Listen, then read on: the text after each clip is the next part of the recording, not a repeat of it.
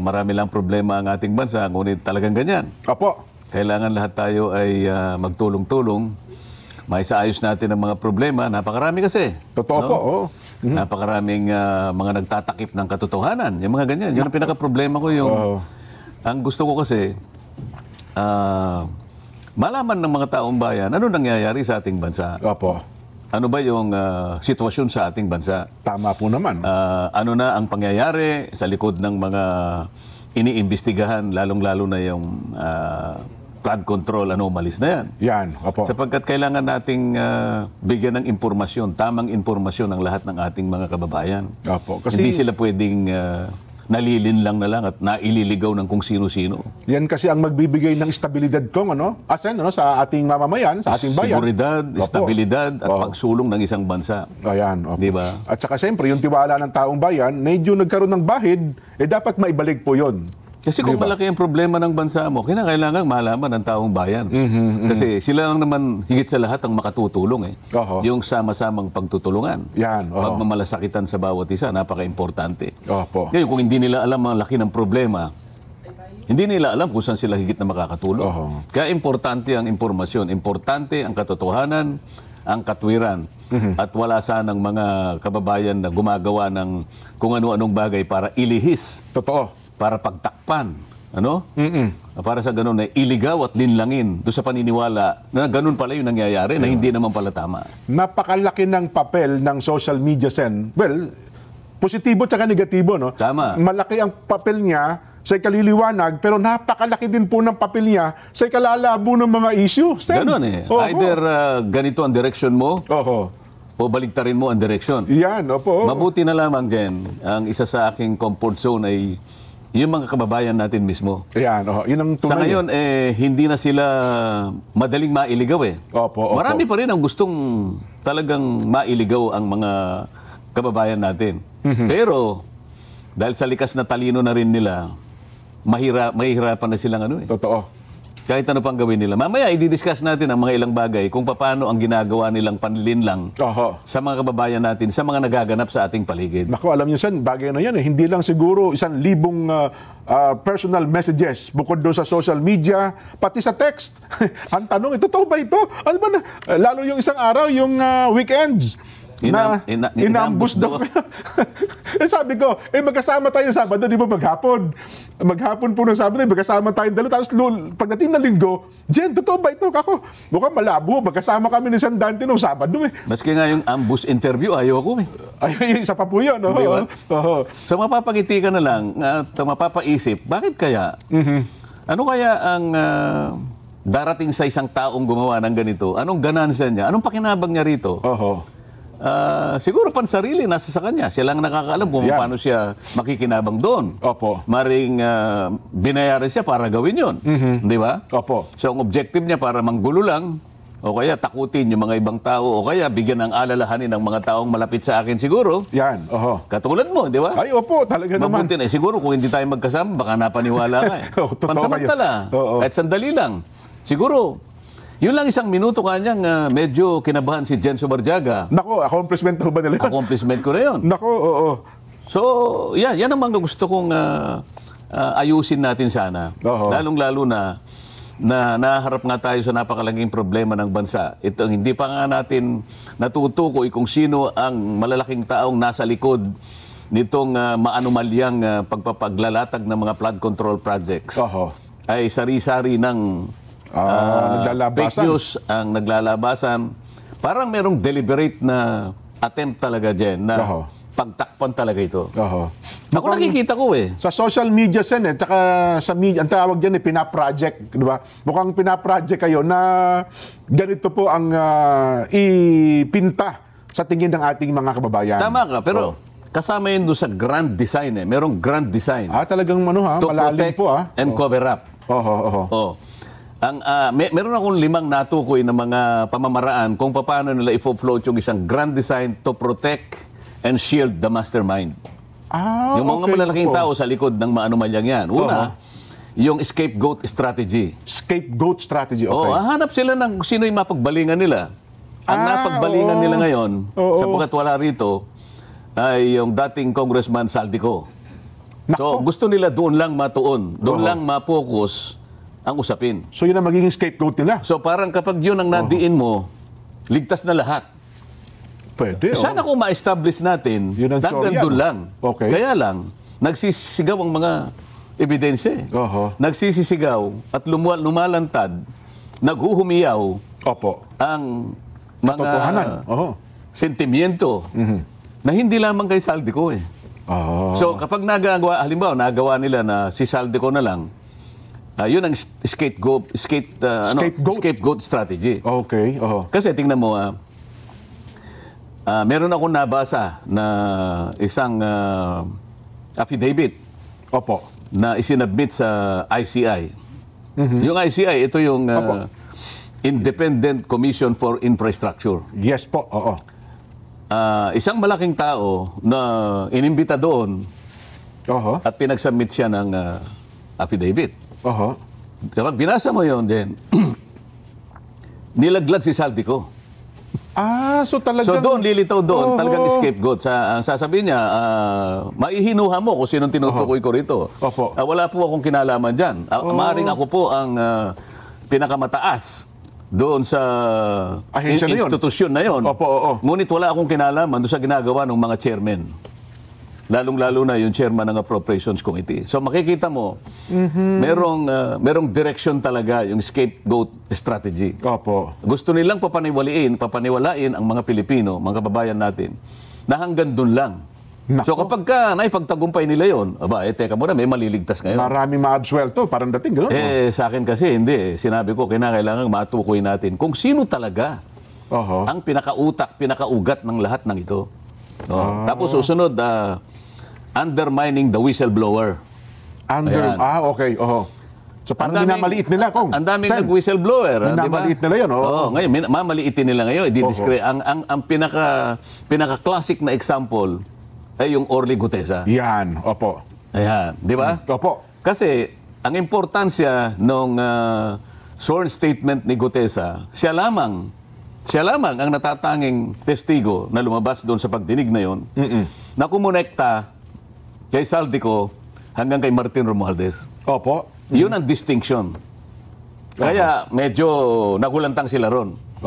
Lahat ng paraan ngayon ginagawa para i-discredit si Gutesa. Ma-undermine, totoo nga. Nakita mo, nag-umpisa sila sa notaryo.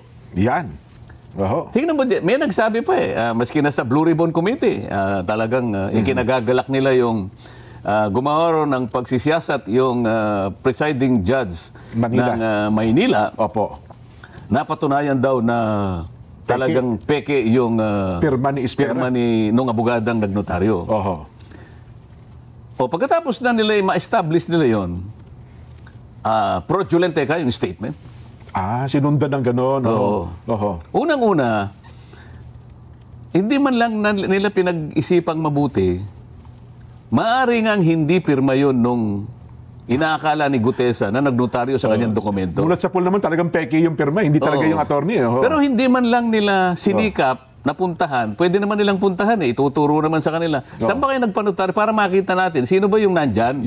Kung hindi yung pumirma, sino yung nandyan? Hindi kasi hindi natin pwedeng tanggapin sapagkat pinaka-imposible yun na si Gutesa, siya yung mismo nga hanap ng mga libro nung nagnonotaryo para makita niya kung anong ilalagay niyang document number. Makukuha lamang yun doon sa pinaka-libro nila. Yung notarial register nila, sunod-sunod yun magmula sa number 1, 2, 3. Sa pagdaan ng panahon, dadami yung nagpapanotaryo. Doon sa panahon na si Gutesa ay pumunta ron, siguro nasa 500 plus na yun. Halimbawa lang, yung pinanotaryo ni Gutesa ay number 522 na yun. Page sa halimbawa 125. Saan makikita ni Gutesa yun kung hindi sa mismong libro nila na nandun sa loob ng kanilang opisina? Tama. Pagkatapos, dinakita ko naman rin ni Gutesa yun. Nakita ni Gutesa. Palagay mo, nagkaroon ng milagro, nakita ni Gutesa yun. Saan niya kukunin yung stamp pad?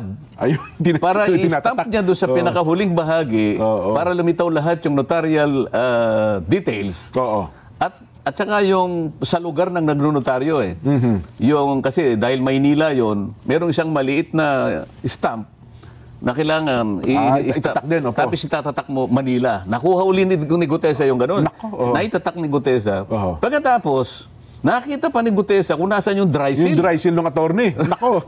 At siya mismo yung nag-dry seal ng gano'n. Ano? Yan, oo. At saka niya ipinirma halimbawa. Kunwari si Gutesa na lang ang gumawa ng lahat ng yun. paano magagawa ni Gutesa na hanapin yung notarial register ng taong sumisinop doon? Merong custody doon sa libro na yon. Paano pinahiram sa kanya kung pinahiram man yung, hindi ba? Opo. Kung hindi pinahiram, sapilitang kinuha ni Gutesa para sa ganun ay magkaroon ng tatak. Merong dry seal. Palihim niya lahat ginawa yun. Hindi ba? Oo. Parang ang hirap paniwalaan Ngayon, kung halimbawa hindi nga pirma nung abogada, maaaring hindi niya nga pirma, pero ang pinakatotoo rito, meron kang itinalagang tao dyan na kinasangkapan mo, kausap mo, palagian, sapagkat nandun na sila sa Book 8 Opo, pang-8 libro na nga po nila, Sen. Isipin mo na lang, yung Book 1 halimbawa, 1,000 na lang ang pahina, ang pages. 1,000 dokumento na lang yun. Sa mga tuwid, yung Book 1, meron ng 1,000 documents ang nanotaryo nila. Nung Book 2, 2,000 na. Nung Book 3, 3,000. Book 4, 4,000. Book 5, 5,000. Book 6, Book 8 na So papalapit na sa 8,000 documents Sino yung pumipirma roon na itinalaga mo? Kung hindi man ikaw ang talagang pumirma roon. Dapat bali na, ngayon, ito naman Blue Ribbon Committee, hindi man lang nila pinatawag kung sino yung taong nandoon. Di ba? Paano nakuha ni Gutesa? Sino yung nagpahiram kay Gutesa nung dry seal o kaya yung stampad? Kung a-assumein natin na si Gutesa lahat ang gumawa ng lahat ng ito. Totoo. Sino pong nagpapanotaryo sa ating bansa ngayon? Pumunta po kayo sa mga lugar na kung saan meron pong City Hall. Halimbawa, Quezon City Hall. Kaya RTC, o kaya sa Manila. Hall of Justice. Napakarami po niya nakapaligid dyan. Lahat po na nagpapanotaryo, dyan pupunta, dyan tutungo yan. May dala-dala silang papeles nila at yan ang ibibigay dun sa kung sino man ang makakaharap niya ron. At pagtatatakan lahat yung kung ilan yung dokumento niya at saka siya magbabayad. Meron bang isa sa kanilang nagpapanotaryo ang magpipilit na sabihin bago siya umalis? Sir, ma'am, pasensya na po, bago ako umalis, ay gusto ko pong malaman kung kayo po talaga yung pumirma rito. Kayo po ba yung, kasi po nakalagay rito, Attorney Espera. Yan, Kayo po ba ito? Kayo po ba ito? Halimbawa, sinabi niya, pakipirma niyo nga uuli ito, baka hindi po kayo ito Nako. Meron ba taong magsasabi ng gano'n at magpipilit at uusisain niya na yung pumirma talaga ay yung nakita niyang taong nandun? Mukhang wala pang gano'n, Sen. Ngayon, hindi man lang nila, sasabihin nila ngayon, na kung merong taong itinalaga kung sino man yung abogadang nagtalaga nun. Diyan ka, para ito, pakinabang natin ito, isip-isipin mo, napasa siya 2021 lang. Bago nga lang po Book 8 na siya. Yung law office namin dyan, ang tagal na nun. Baka yung Book 1 hindi nila napuno at saka ayaw na nilang magnotaryo kasi hindi yun ang talagang kinabubuhay ng aming law office Totoo po. Nangangailangan lang kung minsan ay talagang mabilisan may pagnotaryo kaya lang siguro maaring maglagay kami ron pero yung talagang para yun ang gawin naming ang hanap buhay na. Hanap buhay, hindi yun Hindi yun, yes po. Itong abogadang ito, iyon ang kanyang hanap buhay. Kaya may mga branches sa Senate, di ba? Ngayon sasabihin niya, hindi. Maaring hindi mo pirma yon, pero sisiguruhin ko sa iyo, kung nakikinig ka, Atty. Espera, tao mo yung nilagay mo doon. Kasi hindi ka abot sa pang-8 libro. Kung wala kang taong itinalaga doon at siya ang pumipirma in your behalf. At marami akong makukuha dokumento. At sa sandaling makuha ko yung mga dokumento na yan at naikumpara ko na yung pumirma kay Gutesa, ganun din yung nakapirma doon sa mga ibang dokumento na dumaan sa iyong opisina. May kalalagyan ka, attorney. Yan masasabi Delikado. ko sa iyo. May nauna na nga ang dalawang, di ba, kaso yung Chesa. Kaya gusto ko yung marami. Opo. Kaya humihingi ako ng sample ng January, February, March, April, May, June, July, August. Kasi may September na ako, yung kay Gutesa, di ba? Ikukumpara ko ngayon sa mga naunang mga pangyayari.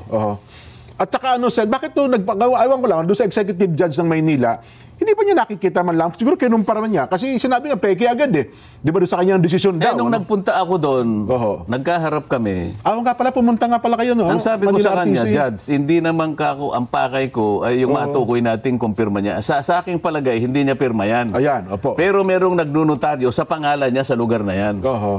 Ang gusto ko lang sanang i-request sa inyo, kung papayag kayo, makakuha ko ng ilang piraso ng mga ninotaryo niya sa mga nakaraang panahon. Yan. And sabi naman niya, Senator, ano po, pagka ganito po kasi ang nature ng request, sa Supreme Court po Supreme kayo Court pala yun, pupunta. dumaan. Hindi naman ako nagpilit, yun pala yung tunturin. Opo. Hindi, nagpasalamat ako sa kanya. Pero alam niya from the beginning, na yung aking pakay, magkumpara lang ako. Opo. Kasi maring hindi niya nga pirma yun. Pero pumayag siya na isang tao ang pipirma para sa kanya. Yan ang katotohanan dyan. At sa sandaling ma-establish ko yan, at talagang gagawin ko yan, ngayon pa lang, hindi kita tinatakot, Atty. Espera, may kalalagyan ka. Nako. Yan, yung judge naman, nakiusap ako na bigyan ako ng ano man ang magiging outcome ng kanyang investigasyon. Hindi niya ako binigyan, diniretso niya sa Blue Ribbon Committee kasi hindi raw ako partido. Yung kayang Blue Ribbon Committee, partido kaya rito? Kasi hindi naman siya pumunta sa Blue Ribbon Committee para doon siya mag-complain na hindi ko pirma yan . Dapat ang una niyang ginawa, nag-represent siya doon, pumunta siya sa Blue Ribbon, magkukomplain. Hindi po akong pumirma niyan. Nakita ko po na noong kayo po yung nag-hearing, nasinagan ko po, pero hindi po ako yan. So I'm lodging a personal complaint, hindi po ako yan, para patutuhanan ko. Ayun, ganun pala ang proseso dapat. Paano nangyari? Sino ba nagpasimula ng investigasyon? Hindi rin ako, nagpunta lang ako doon kasi alam ko, nababasa ko lang sa na mag-iimbestiga. So sino ang nagpasimuno ng investigasyon? Bakit nasa sentro ngayon? Ito yung pinag-uusapan natin, undermining the whistleblower. Ngayon, ito, i-discuss natin. Kahapon, Jen, ito yung pinakahuling ginagawa nila para i-discredit nila si Gutesa. Okay. Merong post sa isang page na kung tawagin ay Kabayan Patrol. Sinirculate ito across sa social media. Ito yung nakalagay na post. Kung pwede na si Direk. Ayan. Ayan, sinasabi niya, Orly Gutesa breaks silence. Pinilit lang ako nila Defensor at Marcoleta. Isip-isipin mo yan, Jen. Gutesa admitted that he was forced to sign a fake affidavit against Speaker Romualdez out of fear and pressure. Ito, nakuha na namin kung sino yung gumawa nito . Yung page po mismo. Yung page na ito, ang ginagamit niya dyan ay mga troll farms. Makikita mo na troll farms kasi pinakita nila rito, ang mga accounts ay Vietnamese . Ganun po? May Vietnamese accounts, karamihan . So kung halimbawa sa 1,500 Vietnamese at yung iba pa Arabic accounts. Para kunwari, maraming sumusuporta. Maraming nag-suporta at kumukomment. Ngayon, ibalik nga natin doon para makita natin. Kung makikita mo doon, sa bandang ibaba, right side, nakalagay Kabayan Patrol. Kabayan Patrol, yes po. So parang ginamit pa yung logo nung isang TV station para magmukhang totoo. So nakikita nyo ngayon kung ano ang kanilang pakay. Gumagawa ng isang bagay na hindi totoo. Pinilit namin ni Mike Defensor si Gutesa para gumawa ng isang salaysay. Yan ho lumilitaw dyan. Isang bagay na kabaligtaran. Ngayon, anong pakay ng mga... Hindi lang ito dyan, kasi kung punta tayo sa pangalawang slide dyan. Yan. May requirements ang Meta kasi dyan, yung Facebook, na bago ka makapag-publish ng ads, kailangan meron silang mobile number, no? Yes po. Para magbabayad. Pinacheck ko yung mobile number. Ito ay nakarehistro sa isang tao na nagngangalang Luis Orbon. Ayan, Luis Orbon? Okay. So, isa sa pangalawang requirements ng Meta, kailangan meron kang email. So, makikita mo dyan ang email nila. Ayan, hello@cdgminds.com. Ang kasi, yung ang ginagamit nila ay CDG. Ang advertiser is CDG Media Minds. Ayun makikita mo, no? So yung phone number nakarehistro kay Luis Orbon, ayan ang email nila. At ang website nila, nandyan din dyan, mababasa mo, cdgmediaminds.com. Ang address nila ay Pasig City, NCR. Yes po. So, kung nakikinig si Luis Orbon din, kung totoong tao man yan. Nagtatago bilang CDG Media Minds sa anino ni Luis Orbon. Huwag ka na magtago sapagkat alam mo, kilala kita. Ano ba? Kilala niyo ba? Masyado namang babaw ang pagtatago kasi nila eh. Halatang-halata. Akala ba ganun nila? mo ba? Oo. Alam mo, Luis Orbon, siguro maaring na-underestimate mo ako na hindi ko kayang suriin kung nasaan ka o kung sino ka. Makukuha kita eh. Maghintay ka lang. Kasi akala nyo hindi kayo marunong sa computer, Sen, at saka hindi kayo marunong sa social media, no? Hindi nga ako marunong, pero may pamamaraan naman Ayan, tama po kayo. May pamamaraan tayo dyan, di ba? Ngayon, puntahan natin yung ibang slide natin. Yan. Ayan itong CDG Media Minds ay nag-handle ng 4 na pages sa Facebook yan. Bukod doon, meron pa sa iba. Kaya sila ang sabay-sabay na nag-launch ng fake news campaign. Opo. At binuboost nila, binabayaran nila laban kay Orly Gutesa. Ayan, makikita nyo isa-isa yan, ano? Yung number 1, ito yung Kabayan Patrol. Ayan, nakikita mo. Ang pangalawa, dapat alam mo, sabi niya. Ayan, no? Ayan, dapat makikita alam mo, nyo yung kanilang post. Ayan, no? Yung pangatlo, Balita on the go. Ayan. Ayan, opo. Yung pang-apat, Chiefs of Staff. Chiefs of Staff. So ito ay puro fake news campaign. Okay. Anong pakay ng mga taong, bakit sila gagawa ng ganito? Ito yung sinasabi ko sa iyo na pangalawa na undermining the whistleblower. The whistleblower. So lahat ng kaparaan ang gagawin para pagtakpan, para ilihis, para iligaw ang mamamayan. Ang mga taong ito ay, ang kanilang maaring pakinabang dito ay yung taong pinagsisilbihan nila. Siyempre po, kumikita sila dyan doon sa mga taong napagtatakpan ng kanilang paglilihis. Yung kanilang agenda, opo. At para iligaw ang ating mga kababayan na maaaring maisip nga nila na, ganun pala yun, ganito pala yun. Kaya natin dinidiscuss dyan para malaman ng taong bayan na ito ay puro fake news na ginagawa nila para magtakip, para isalba, para proteksyonan ang mga nasa likod ng mga iniimbestigahan natin. At kung nanonood ba yun, nabasa mo ito ni Gutesa, baka humina ang loobin, Kasi puro, nasaan si Gutesa, nasaan si Orly. Pare-parehas yan, Iba't ibang uri ng ads. Puntahan natin yung isa pang slide direct. Ayan, tingnan mo yan, Iba't ibang uri ng ads na puro paninira, iisang target, si Marine Sergeant Gutesa at ako.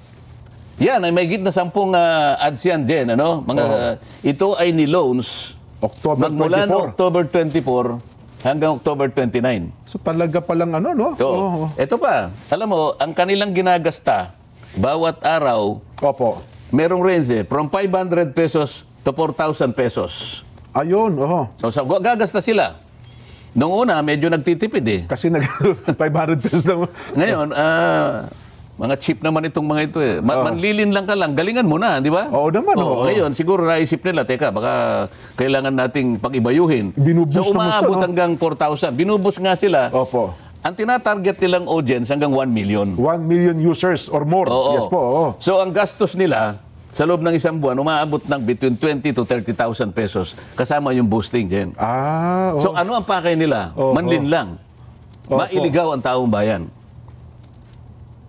So, ang gastos ay ganun karami para sa ganun, patakbuhin yung kanilang mga ads. So, kung mga ganun, times 10, kasi mga 10 pala, iba't ibang lugar saan, ibubus nilang lahat.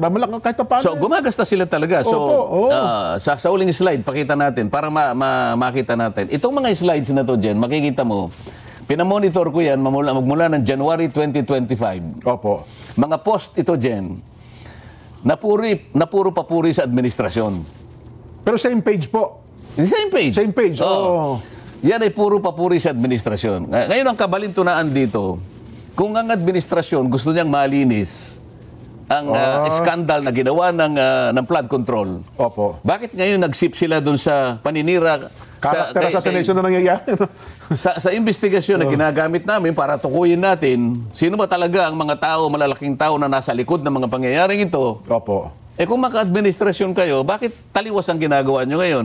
Sinisiraan nyo ang mga taong lumabas para ngayon pagtibayin, tukuyin, makilala kung sino yung mga malalaking tao. Ba't nagsimula kayo ngayon gumawa ng fake news October 24 hanggang October 29? Alam mo kung bakit? Bakit po?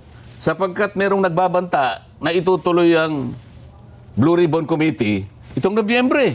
November 14 daw po, Sen. November nga. November 14 ngayon, Tama-tama lang nasirain si Gutesa. Akala nila ngayon. So, kapag pinatawag si Gutesa ngayon, sirang-sira na siya. Akala ngayon ng tao, wala na yan. Discredited na yan. Yun ang kanilang objective. Yun pala. Yun ang kanilang objective ngayon. Ngaya lang, medyo mahirapan sila ngayon sapagkat unang-una, ang mga taong bayan ngayon, Matalino nalalaman na na nila ang pinatutunguhan nila. Yan ang sinasabi natin, Jen. Ayun pala, Di natapos tayo ngayon doon sa pangalawa, no? Di ba? Yung undermining the whistleblower. The whistleblower, Pagkatapos gagawa sila ng pangatlo, gagamitin nila yung blue ribbon na parang shield. Parang pang takip din. Di ba? Medyo, ano yan, Sen, ha? Hindi ba marami ng pronouncements yung mga opisyalis ng Blue Ribbon na si Gutesa fraudulent ang ano nito, di ba? Ganyan. So, pagdating niya sa, wala na sigurong, akala nila, wala nang maniniwala. Pati kayo, dinidiscredit din. Pati ako ngayon, dinidiscredit. So, ano ngayon ang patutunguhan ng ano na yan? Papalihis na. Papalihis na. So, palagi ko sinasabi, kung tayo po'y para sa bansa, kung tayo po'y para sa kapakanan ng taong bayan, sapagkat ang ginawa nila ay pandarambong sa kaban ng bayan, ayaw nyo ba na makilala natin kung sino yung malalaking taong nagpasimula niyan? At siya yung talagang, kumbaga ay, sila yung nagpasasa sa pera ng bayan. Walang natira sa mga pobreng Pilipino. Nagagalit ang Pilipino, ngayon, ang gusto nila, hindi matukoy yung mga yun. Kung ang layunin natin ay isa, makita natin kung sino talaga yung mga tao sa likod ng mga yan. Bakit hindi natin gamitin ang blue ribbon sa iisang direksyon? Bakit tayo nag-aaway-away? Ba't kinakailangan yung manira ng tao? Tumistigo si Gutesa.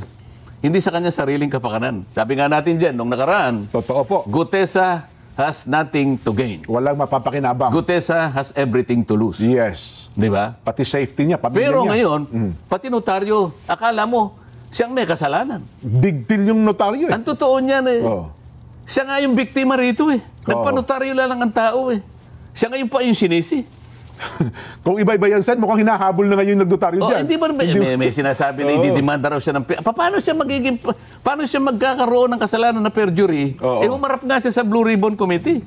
Ibang usapan pa yun Sumumpa ako sa harap ninyo. Pinagtatanong ninyo ako. Pagkatapos, igigisa ninyo ako dito sa notaryo na kaya ko lang naman ginawa yun sapagkat yun ang sinabi ni Senator Marcoleta, pandagdag sa aking kumpiyansa sa kanya, ipanotaryo mo yan. Dahil hindi ko nga siya kilala So, siya ngayon ang biktima, siya ngayon pa yung ginagawa na siya may pakanan yan. At ngayon, itong ginawa nila ngayon na pinilit daw namin ni Mike Defensor. Isip-isipin mong gagawin ng mga tao ito. At mayroon pang, isingit ko lang siya, nadagdag ko, mayroon pang mga ilan ngayon, mga abogado nagsasalita, na pati daw yung senador, ayaw pang tukuyin yung pangalan niya na nasa likod ni Gutesa ay maaari ding papanagutin. Isip-isipin mo. Mga abogado ito na nagsasalita. Mga abogado? Mga abogado rin po Nakakaawa naman yung mga abogado. Yun po ang sinasabi nila. Kasi nga, kung papapaniwalaan nilang tao na pinilit nga namin siya ni Mike Defensor. Yan, yung punto na yan. Hindi ba? Pati yung doon sa notaryo daw, kung bahagi daw yun ng parang pagmamali o pagpeke doon sa kanyang affidavit, may pananagutan din daw kayo doon, Sen. Paano ngayon? Kung mapatunayan na ang dami mo palang ninitaryo, tingnan mo pare-pareho yung pirma. Yun ang malangkot na katotohanan. Paano pananagutan ito? I-disown niya ngayon lahat yun. Paano yung nagpanotaryo sa kanya? Baka mamaya mag-rally sila doon sa ano na yun. Kung gaano ka, kasi naka-book 8 na pala siya. Nasa book 8 na ito palagay mo na lang na 10,000 na tao na yung nagpanotaryo sa kanya. Kasi hindi ko alam kung gaano kakapal yung ano niya, yung isang libro Yan. Anyway, Sen, tatlo na tayo. Pagkatapos, meron pang shifting narratives. Yung ipinapalit-palit nila. Di ba? Nag-iiba-iba ng sabi nila, pwede natin gawing state witness ganito. Teka muna, ikaw ang pinakamalaki dyan Ikaw pang magiging state witness. Nakikita mo yung nakikita mo yung pattern. Yes po. Mga pattern ito Kapag ito'y pinagsama-sama mo yung pattern na to, maliwanag na maliwanag, ililihis nila. Ayun. Isisinsay nila yung katotohanan. Kaya pala dinidiscredit din ng mag-asawang Diskaya. Kasama yun. Ito yung panghuli, ito yung diversion and deflection. Di ba? Panglima.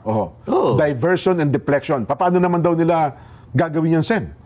Yung ano? Yung diversion and deflection na binabanggit ninyo. I-blame nga nila yung kamukha ng, hindi, ang may kasalanan yung nakarang administrasyon So yun ang diversion. Hindi ba pinipilit nilang palitawin dun sa mga naunang tumistigo? But teka muna, bakit ito lang yan? Paano yung between 2012 to ganito, 2016, between 2010 to 2016, nasaan yung mga yun? Yun ang diversion. Kaya pala, So ibig sabihin ngayon, teka muna, kasama ba sila sa 2025 na pati yung budget inilikot ninyo? Kasama ba sila ron?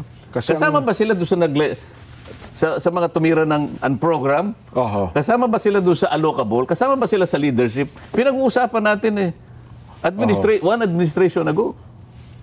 So, pag samasamahin mo itong pattern na to, iisang direksyon ililigaw natin. Para sa ganun, nakaiwas tayo. Para ngayon, makalimutan natin, sila yung matukoy. Mga ilang ano lang naman yan, alam mo ang Pilipino, malilimutin yan. Pag may bagong issue, yun ang kanilang pag-asa. Kaya mga kababayang nakikinig, wag po kayong bibitaw. Wag nyo pong kalilimutan na ang inyo pong pera, ang pera ng kabanang bayan, ay inaswang po ng mga tao ito. Nako. Wag po kayo makakalimot. Ayan.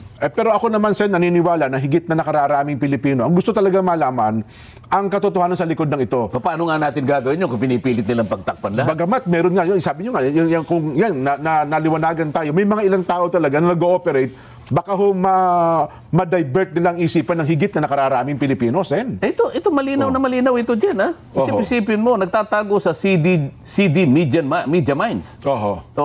Sa anino ng isang Luis Orbon. Nakuha na ito Ang email niya, ayan, hello@cdmediaminds.com, website cdmediaminds.com. So, nakapag-comply siya doon sa requirements ng Meta. Kaya siya pinayagan. Kaya lang ito, hindi pwedeng ipagkibit balikat ito sapagkat seryoso ang ginagawa nila Ay, massive ang campaigns panlilin lang na tuwiran at deliberate na panlilin lang. Kaya ito ay ipipilitin ko ang DICT, ang NBI at saka yung CICC na makialam dito. Dapat ba, yan? Talaga malaman sa lalong madaling panahon. Baka hindi lang po ganyan ang gagawin nila sa mga susunod, Sen. Ang kanilang target is 1 million audience. Subscribers and followers. Kung mapaniwala nga naman nila, yung kahit konti lang, ayaw kung mangyari yung bagay na yun. Kasi yung share, yan po yan Isipin mo, Orly Gutesa, break silence. Pinilit lang ako, Nina Defensor at Marcoleta. Paano kung lumabas ito?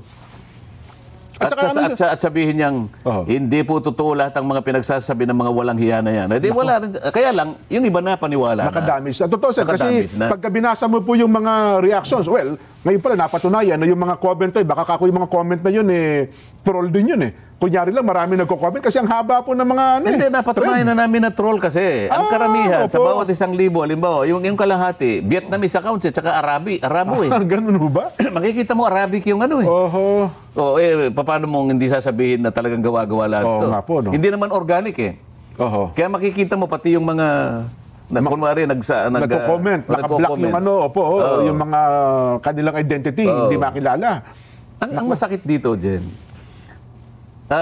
may mga taong ganito na kumita lamang, magkaroon lang ng pansariling pakinabang, kahit na mali, kahit na mailigaw, kahit na malinlang ang mga kababayan natin, gagawin nila Sana kabaligtaran ang mangyari. Maisip ng mga taong katulad nito na isa lang ang buhay ng tao dyan di ba? Totoo po naman. Tumulong ka na lang sa bansa mo Kaya lang talagang meron pa rin. Ito pandarambong sa kabang bayan. Akalain mo pakakasangkapan ka para pagtakpan mo ang ginawa nito ng mga tao sa likod ng mga maanumalyang flood control projects. Masisikmura mo ba? Masisikmura mo ba? Pakakasangkapan ka sa pagtatakip ng pandarambong sa kabambayan. Kumita ka lang. Anyway, doon sa pangatlo, na sinabi nyo sa Blue Ribbon, kasi na-expect na marami ay magbabalik ang sesyon ninyo at ng Blue Ribbon sa announcement po ay by November 14. Ano ang ine-expect ninyo? At siyempre, dapat mabantayan din ito ng ating mga kababayan. Nila, tatawagin daw nila si Gutesa para gisain sa ganito, o kaya siya ay pinagsakdal na sa DOJ para humarap sa kasong perjury. Anong perjury doon? Siya nga ang biniktima ng taong kinasangkapan ng notary public na yun Pagkatapos siya pa ngayon ang ipagsasakdal mo. At saka nowhere to be found daw itong Gutesa. Tapos sabi daw Sabi ninyo, nasa pagkukup-kup ng Philippine Marines, sabi daw ni dating Congressman Mike Defensor. Kaya tuloy napilitan magsalita yung Philippine Navy. But teka, wala sa pagkukup-kup namin. Yung Gutesa na yan. Kaya sabi naman ng isang nagsasalimbayan ang fakery news. Yun po, fakery, gano'n. No, bahala na kayo dyan, di ba?